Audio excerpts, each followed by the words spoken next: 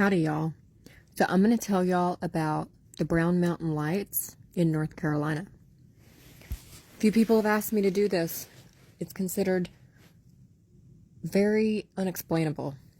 There have been many researchers, scientists, Appalachian State University, the United States Geological Society, and the United States government that have all came in and researched this phenomenon and have not been able to come up with any actual scientific explanation for what is going on. I'll start with the first story I ever heard of what the Brown Mountain Lights were. The most famous one is that there was a woman, everyone says her name was Belinda, and she was married to some guy out in the mountains, and I guess he was like just a really mean guy, kind of like abusive, just, I don't know, ran around on her. Anyway, she got pregnant, and she had the baby, and according to the story, when she had the baby, neighbors or people nearby or whatever heard the baby crying. So they knew she had the baby, and it was at least alive when it was born, because it was crying. But when people started to go see her to bring her gifts for the baby or whatever you'd need for a baby, especially back then, they couldn't find her. Nobody could find her. So Belinda and her baby basically went missing, and when the people in the area found out that they were missing, they started searching for her, and that's what people did. They still do. So they kept looking around, went all through the woods and stuff, and a couple of women actually found a bonnet that they thought had belonged to Belinda, and it had blood on it. So they kept searching, and then it got dark. Finally, it was night, and they saw these strange lights kind of floating up in the air. Had never seen them before. And for some reason, they decided to follow the lights, go to the lights, and when they got right underneath the lights, there were piles of stones. So when they dug away the stones, they found the skull of an adult and of a baby. So one of the superstitions or beliefs that people believed back then is if you held the skulls of murdered people over the murderer, they couldn't tell a lie. So when they held it over her husband and asked if he had done it, he didn't speak and never did the rest of his life. So they say the lights are Belinda and her baby still in the area, upset because of what happened, and they just haven't crossed over. The second story was told by the Cherokee Native Americans. They said that at one point, the Cherokee Native Americans and the Catawba Native Americans had a really bloody war there on Brown Mountain, and that many of them had died. It was a horrible conflict, and that the lights are actually the lovers of the Native Americans of both tribes that had passed away, and that they are still searching for their lovers. Now, these lights have been going on for years, hundreds of years, according to some Cherokee.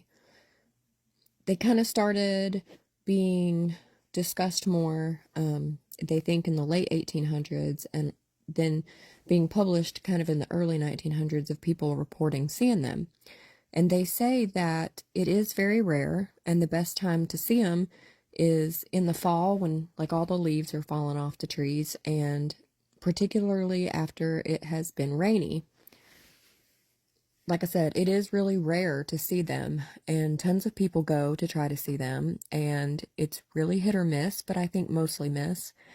And some people from Appalachian State University kept trying to find them, never could get them when they were there, and some of them started just being really skeptical, but decided not to give up and installed cameras in certain places, I believe on some nearby businesses, and they were taking pictures and videos. I believe it was in 30-minute increments, maybe 30 seconds.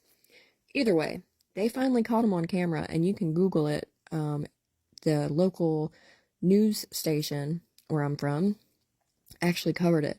So you can actually see what they caught on camera. And they were really excited about that, but they still don't have an explanation for what it is scientifically. Back in the early 1900s, the Geological Service sent out some people who said, oh, it's from the trains. Well, 3 years later, the train tracks were washed away and they were still there, and it was washed away for weeks. So they couldn't explain it away by that anymore, nor could they explain it away by cars.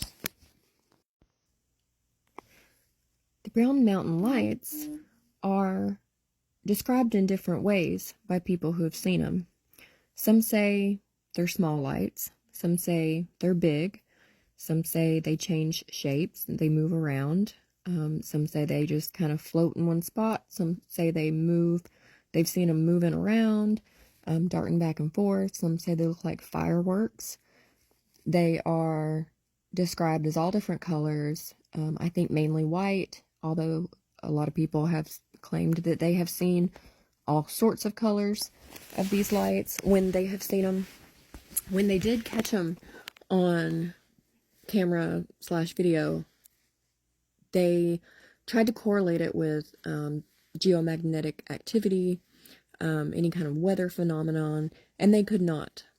So I have personally been there many times in my life. It was something we just randomly enjoyed doing. Not with my mama and papa, but with my grandparents.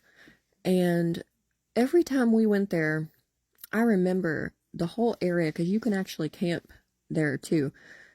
It was just kind of creepy. And I mean, I was a kid and I just found it like creepy and kind of eerie. And out of my entire life, the whole time that I would be going up there, it only happened once when I was there, and I was really little, and I barely remember it, but I do remember seeing, like, some white lights. To me, they just look like little white balls just kind of floating there. Kind of like a ball of light that was kind of misty, but it was, some of them were kind of dull, and a couple of them were kind of bright. And that's like literally all I remember, but I do still have that like vision in my mind. I do remember seeing it and like what it looked like. And we were all super excited that we actually got to see it. But I mean, we have been there dozens of times, and that was literally the only time I ever saw it myself. Now, it was very weird, and I was a kid, so I mean, I thought it was like super cool, but at the same time, it was kind of eerie.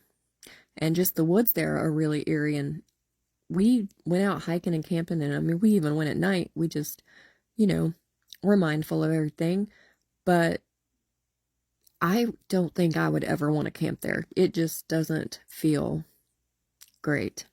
Plus, there's a lot of people there, and, and there's animals, and you never know who will be up to something. But that is the story of Brown Mountain Lights in western North Carolina. If you ever want to visit, just Google. You can get right to it.